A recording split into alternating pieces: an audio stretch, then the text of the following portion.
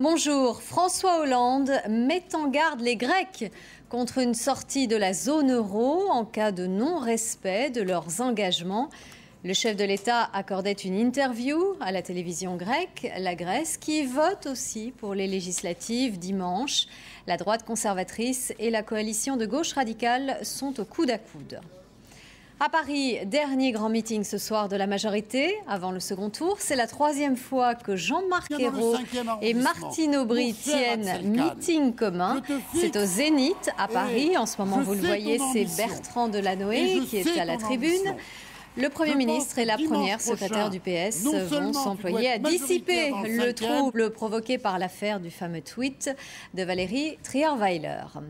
Ségolène Royal est en tout cas donnée largement battue à La Rochelle. Selon un sondage IFOP fiducial, la présidente de Poitou-Charentes est créditée de 42% des suffrages contre 58% au dissident PS. Olivier Falorni, enquête réalisée avant et pendant l'affaire du fameux tweet de la Première Dame. Son adversaire a clairement rejeté le dernier appel de Jean-Marc Ayrault, le Premier ministre, qui lui demande de retirer sa candidature. On écoute la réponse d'Olivier Falorni au micro de Julie Patin. Je continue mon chemin plus que jamais, effectivement avec l'enthousiasme qui est porté par la population, que je ressens chaque jour et qui se traduit dans ce sondage. Donc je continue mon chemin plus que jamais et je crois que ce sondage, qui ne fait pas l'élection bien évidemment, traduit quelque chose. À la fois la volonté d'avoir un vrai choix dimanche prochain, la volonté de ne pas se faire imposer un député à l'occasion du second tour et surtout l'envie d'avoir un véritable élu ancré sur son territoire. À droite, tout en affirmant ne pas vouloir commenter l'affaire, François Fillon conseille au président, je cite, de mettre de l'ordre chez lui. L'ancien Premier ministre venu soutenir Nadine Morano à Toul, en difficulté dans la 5e circonscription de Meurthe-et-Moselle. Nadine Morano, dont les propos à minute adressés aux électeurs du Front National qui partagent ses idées ont suscité la polémique. Ce scandale dans le milieu viticole en Bourgogne, une grande maison de négoce aurait vendu quelques 2 millions de bouteilles avec des étiquettes qui ne correspondent pas au contenu. 4 personnes ont été placées en garde à vue. Guillaume Deblé, Henri Dreyfus et Lou Cricorian. C'est une référence mondiale dans le négoce de vin. La Bourg-et-Roi, basée à Nuits-Saint-Georges, maison fondée en 1832. Et les accusations sont graves, une fraude à grande échelle, mélange de vin, tricherie sur les étiquettes, fausses médailles. Sur une période de 4 ans, entre 2005 et 2009, plus de 2 millions de bouteilles suspectes auraient ainsi été écoulées, dont des grands crus. Face à la presse, l'un des 2 patrons reconnaît des erreurs, mais refuse d'en dire plus. Des erreurs, si vous voulez. Non, on ne comprend pas du tout, en fait, c'est cool. Des erreurs, moi, ça... Tout le monde comprend, si vous voulez. Non, pas du tout, personne. Ah bon, je suis désolé. Je n'explique rien, les explications ont été données aux enquêteurs. Je vous garantis qu'il n'y a pas de fraude, et qu'on fait toujours des bons vins, et qu'on a toujours fait des bons vins. Voilà, maintenant...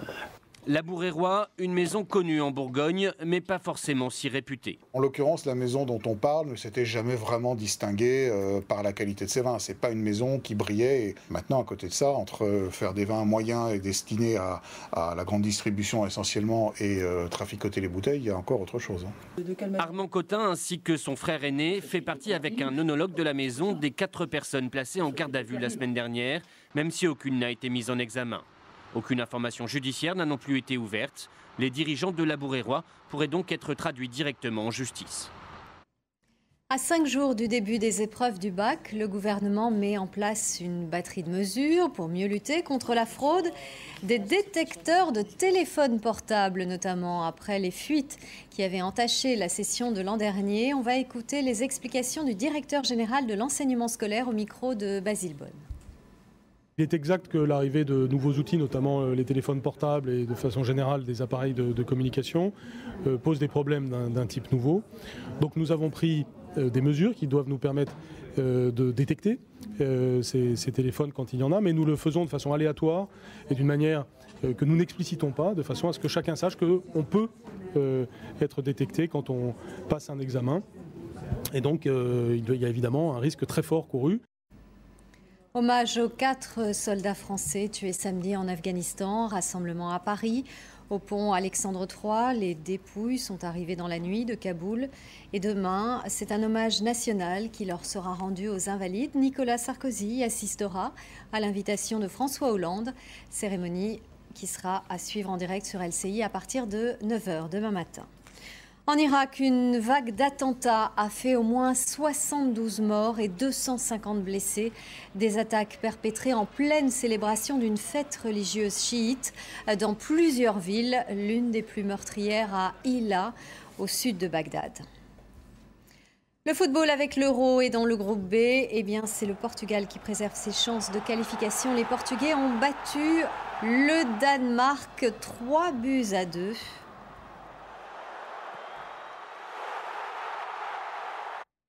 Mais l'affiche ce soir dans cette poule, c'est bien sûr Pays-Bas-Allemagne. Les Hollandais, vice-champions du monde, doivent absolument s'imposer s'ils ne veulent pas être éliminés. Une rencontre à suivre à 20h45 sur TF1. Dans un instant sur LCI, le quotidien et l'invité de l'économie. Emmanuel Kessler reçoit Jean-Louis Chilansky, le président de l'Union française des industries pétrolières. Mais d'abord, c'est la météo et c'est avec Catherine Laborde.